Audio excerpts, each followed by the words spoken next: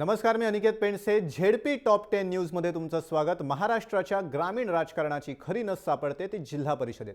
म्हणूनच यंदाच्या झेडपी निवडणुकांकडे ग्रामस्थांप्रमाणेच साऱ्या राजकीय वर्तुळाचंही लक्ष लागलंय. म्हणूनच झेडपी निवडणुकांची बित्तम बातमी तुमच्यासाठी घेऊन येतोय जय महाराष्ट्र. हिंगोली जिल्हा परिषद निवडणुकीत रोज नवनव्या घडामोडी घडताना दिसत आहेत. भारिप बहुजन महासंघ जिल्हा अध्यक्ष गौतम भिसे यांची पक्षविरोधी काम केल्यानं जिल्हाध्यक्ष पदावरून हकालपट्टी केली आहे. गौतम भिसे यांनी पक्षविरोधी काम करत पक्षाला अडचणीत आणण्याचं काम केलं असा त्यांच्यावर आरोप आहे. नांदेड जिल्ह्यातल्या नरंगल गावानं जिल्हा परिषद आणि पंचायत समिती निवडणुकांवर बहिष्कार घातलाय. राज्य शासनानं मराठा आरक्षणासंदर्भात ठोस पाऊल उचललं नसल्यानं ग्रामस्थांनी हा निर्णय घेतलाय. गावकऱ्यांनी जिल्हाधिकारी यांना बहिष्कारासंदर्भातलं निवेदन दिलंय.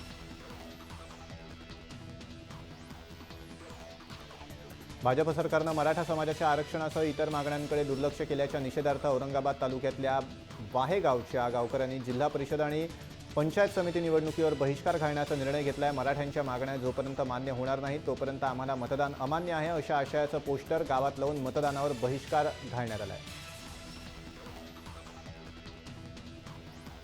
अहमदनगरला भाजपचे नेवासे तालुका आमदार भानुदास मुरकुटे यांच्यावर हल्ला करणाऱ्यांना ताब्यात घेण्यात आलाय. आरोपी नितीन शिरसाट यांच्यासह संतोष भिंगारदिवे आणि योसेफ लोंढे ताब्यात आहेत. स्थानिक गुन्हे अन्वेषण विभागानं ही कारवाई केली आहे. जिल्हा परिषद आणि पंचायत समिती निवडणुकीत तिकीट नाकारल्यानं मुरकुटे यांना धक्काबुक्की करण्यात आली होती.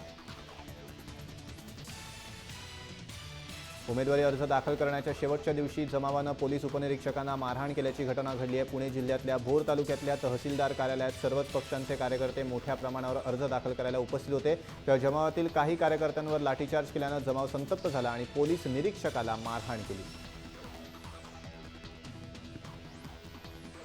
मलकापूर उपविभागातील मलकापूर, मोताळा आणि नांदुरा तालुक्यातील जिल्हा परिषद गटात आचारसंहिता लागू झाली आहे. मलकापूर उपविभागात सार्वजनिक शांतता आणि सुव्यवस्था अबाधित राहावी यासाठी निवडणुकीच्या कालावधीत कलम 144 लागू करण्यात आला आहे. त्यामुळे उमेदवारांना प्रचाराच्या वेळी त्यांचं वाहन ताफ्यात 3 पेक्षा जास्त वाहनं वापरता येणार नाहीत. नाशिक जिल्ह्यातल्या जिल्हा परिषद निवडणुकांसाठी उमेदवारी अर्ज दाखल करण्याची मुदत संपली आहे. उमेदवारी अर्ज दाखल करण्याच्या शेवटच्या दिवशी जिल्हा परिषदेच्या गटातील 73 जागांसाठी 850 उमेदवारांचे अर्ज दाखल झालेत, तर पंचायत समितीच्या 146 जागांसाठी 1435 उमेदवारांचे अर्ज दाखल झाले. गडचिरोलीमध्ये जिल्हा परिषद आणि पंचायत समिती निवडणुकांसाठी उमेदवारी अर्ज दाखल करण्यात आले आहेत. बहुचर्चित आलापल्ली वेलगूर जिल्हा परिषद गटातील खुल्या गटातनं राष्ट्रवादी काँग्रेसचे बबलू हकीम यांनी उमेदवारी अर्ज दाखल केलाय. राष्ट्रवादी काँग्रेसचे प्रदेश उपाध्यक्ष तथा माजी राज्यमंत्री धर्मराव आबा आत्राम यांच्या उपस्थितीत अनेक उमेदवारांनी नामांकन अर्ज दाखल केले. जिल्हा परिषद निवडणुकीत चर्चेत येण्यासाठी उमेदवारांकडून अनेक कल्पना लढवल्या जातात. पुणे जिल्ह्यात पिंपरीमध्ये असाच अनुभव आला. भाजपच्या उमेदवार धोंडाबाई खंडागळे यांनी पिंपरी ब गटातनं अर्ज दाखल केला, पण याची त्यांनी अनामत रक्कम चिल्लर स्वरूपात जमा केली. त्यामुळे कार्यालयात एकच गंमत पाहायला मिळाली. हिंगोलीत झेडपी आणि पंचायत समिती निवडणुकांची प्रचाराची रणधुमाळी रंगात आली आहे. प्रचारासाठी गावांकडे उमेदवारांची पावलं वळायला सुरुवात झाली आहे. मतदारांना भुरळ घालण्यासाठी त्यांना निरनिराळी आश्वासनही द्यायला सुरुवात केली आहे, पण मतदार मात्र अजूनही मूलभूत सोयीसुविधांसाठी झगडतोय.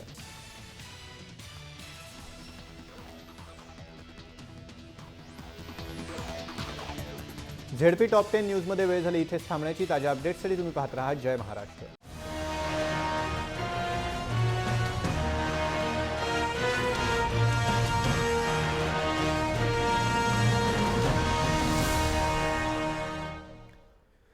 नमस्कार, मी अनिकेत पेंडसे. महापालिका टॉप 10 न्यूजमध्ये तुमचं स्वागत. यंदा राज्यातल्या मुंबई, पुणे, नाशिकसह एकूण 10 महापालिकांमध्ये निवडणुकीचा महासंग्राम रंगणार आहे. या महापालिका म्हणजे डझनभरापेक्षा जास्त आमदारकीच्या जागाच. राज्यातलं वाढते शहरीकरण याच भागातलं. म्हणूनच महापालिकांच्या निवडणुकांच्या सगळ्या घडामोडी आम्ही तुमच्यासाठी घेऊन येतोय.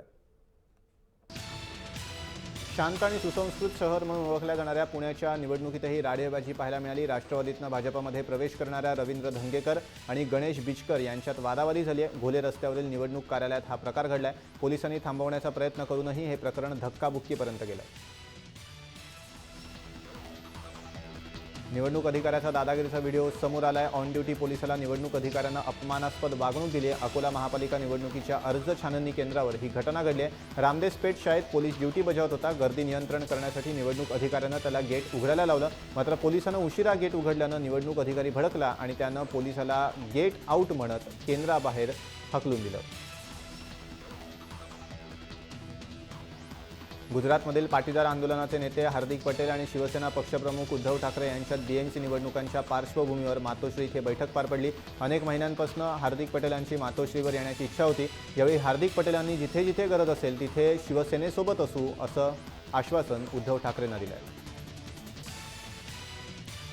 मुंबई महापालिका निवडणुकीसाठी भाजपनं जाहीरनामा प्रसिद्ध केला आहे। मुंबईकरांची मतं जाणून घेऊन भाजपनं केलेल्या मुंबईकरांचा जाहीरनामा तयार केला आहे। जाहीरनाम्यात भाजपनं मतदारांना भुरळ घालण्याचा प्रयत्न केला आहे। भाजपच्या जाहीरनाम्यावर मात्र सेनेनं सडकून टीका केली आहे। समाजवादी पक्षाच्या उमेदवार आयशा शेख पैसे देऊन मतं मागत असल्याचा व्हिडिओ व्हायरल झाला आहे। वॉर्ड क्रमांक 140 मधून आयशा शेख उमेदवार म्हणून उभ्या राहिल्यात, मात्र मी असं काही बोलले नाही, हा विरोधकांचा डाव आहे, अशी प्रतिक्रिया आयशा शेख यांनी दिली आहे। काँग्रेस नेते गुरुदास कामत महापालिका निवडणुकीसाठी प्रचार करणार आहेत। कार्यकर्त्यांच्या आग्रहास्तव प्रचारात सहभागी होण्याचा निर्णय घेतला असं कामत यांनी म्हटलंय। याआधी गुरुदास कामत यांनी काँग्रेसमधून राजीनामा दिला होता, पण त्यांचा राजीनामा स्वीकारण्यात आला नव्हता।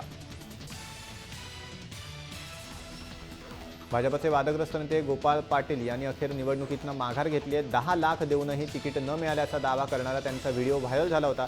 या प्रकरणामुळे एकच वाद निर्माण झाला होता। हा व्हिडिओ व्हायरल झाल्यानंच त्यांनी माघार घेतल्याची चर्चा सुरू आहे।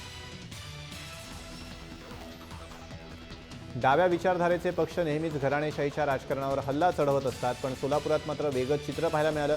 सोलापुरातील ज्येष्ठ माकपा नेते नरसय्या आडम यांनी पत्नी आणि मुलीला निवडणुकीच्या रिंगणात उतरवले। त्यामुळे आता डाव्यांमध्येही घराणेशाही सुरू झाली की काय अशी चर्चा रंगते। सोलापूर महानगरपालिका निवडणुकीसाठी काँग्रेसनं वीरपत्नी साजिया शेख यांना उमेदवारी देण्यात आली आहे। शहीद मोहसिन शेख यांच्या पत्नी साजिया शेख यांना प्रभाग क्रमांक 14 मधून उमेदवारी देण्यात आली आहे। साजिया यांचे पती मोहसिन शेख 5 वर्षांपूर्वी सीमेवर लढताना शहीद झाले होते। जिल्हा परिषद महापालिका निवडणुकांची रणधुमाळी सुरू झाली आहे। नागरिकांनी मतदान करावं यासाठी उमेदवारांकडून आश्वासनं दिली जात आहेत। यंदा मतदानाचा टक्का वाढावा यासाठी निवडणूक आयोग अनोखा उपक्रम राबवण्याच्या प्रयत्नात आहे। मतदान केल्याचा पुरावा हॉटेल व्यावसायिकांना दाखवल्यास लॉजिंगमध्ये 20% तर रेस्टॉरंटमध्ये 15% डिस्काउंट पर्यटकांना मिळणार आहे।